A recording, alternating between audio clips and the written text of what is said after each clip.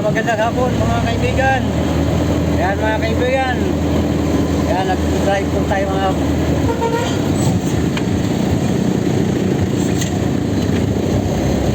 ay, tingin-tingin din. Tawa ka pa. Magpasagasa ka lang eh.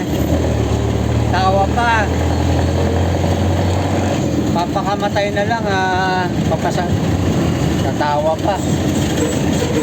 Ayan mga kaibigan.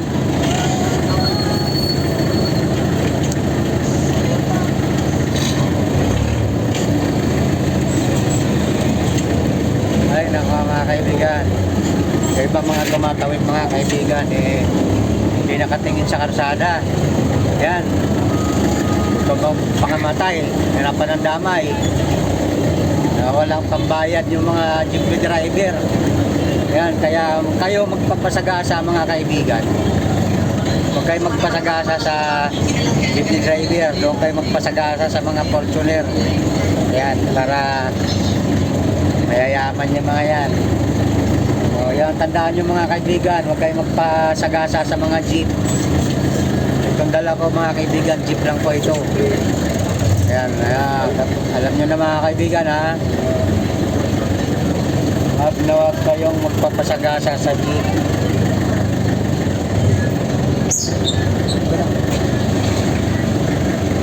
Okay lang, kaya na.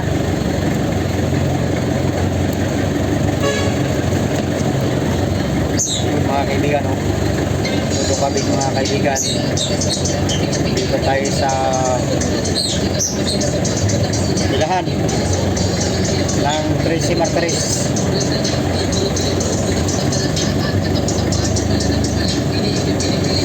Thank you bro.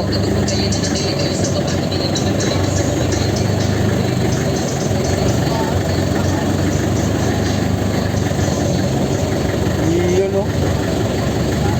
Ayun o mga kaibigan. Ayan. Ingat po sa pagtawid mga kaibigan. Yun, paalala lang po. Huwag kayo magpasagasa sa mga jeepney driver mga kaibigan. Kasi wala pong mga pambayad dyan no? Tulad ko no. Jeepney driver lang po, walang pambayad. Siguro lalo na yung mga bus saka truck, nakakatakot po magpasagasa dyan. Talagang pisat ang ulo dyan. Kailangan ingat-ingat din sa pagmamaneho o sa pagtawid.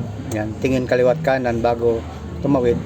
Huwag kayong tumawid ng tinatawag na dead spot no? Yung hindi nyo nakikita yung tatawiran nyo. Yung mga katulad ng may nakahintong sasakyan tapos biglang tawid kayo, yun ang wag nyong gagawin. Lalo na kung mga nakamotor kayo, wag nyong gagawin tawid ng tawid mga kaibigan. Kailangan silip muna or tingnan nyo muna yung kaliwat kanan, siguraduhin yung walang tumatawid, tapos tingin na rin kayo sa kanan. Kadalasan yung iba nagpupundo sa gitna ng karsada, pero yun ay dapat hindi naman talaga gawin yun. Minsan kasi hindi kayo mapansin ng driver, lalo na kung madilim, lalo na may mga edad na dyan na driver. Siyempre medyo malabo ng mata, hindi naman sa nilalahat. Siyempre kung kakaedad na yan, lalabo po ang mata. Ayan, ingat lang po. Hanggang dito na lamang po ang palalang ito. Ayan, ito po si vlogger Urbano Alcacid Butay. Follow me mga kaibigan. Tayo po ay magsisildo na naman mga kaibigan. Ayan. Sipag-sipag lang mga kaibigan. Sa aking YouTube channel at saka sa mga reels mga kaibigan. Ayan. Follow lang. Huwag maging tamad. Pag pinalo naman kayo, siguro pinalo ko ngayong umaga, siguro nasa 1,000 na pero napansin ko na may nadagdag din naman is yun, bali 13,934 kaninang umaga, and then ngayon napansin ko mag 13,000 na bali ang kulang na lang ay 8 peraso para mag 13k yan. So nadagdagan din naman yung mga pinalo ko na almost 1,000. So naka-follow back din naman sila, mga 30 may ganun. Ayan. Or almost 100 na rin Sa ma-follow mo na 1,000, so 100, so 900 pa ang mga hindi nag-follow, no? Kailangan mag-follow po kayo. Yan, mga kaibigan, dapat maging mapanuri. Yan. Sabi nga ni Kuya ko, maging mapanuri. Mga kaibigan.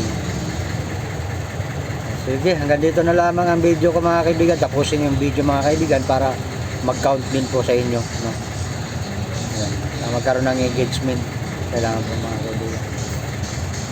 Mga kaibigan, drive lang, so konting vlog lang, mga kaibigan. Ayan, sakaling kumita na po at makasildo tayo kay Sir Mita, no?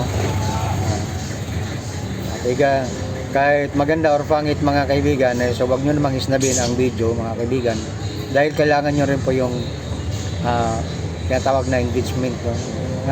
Ma-engage niyo yung kabilang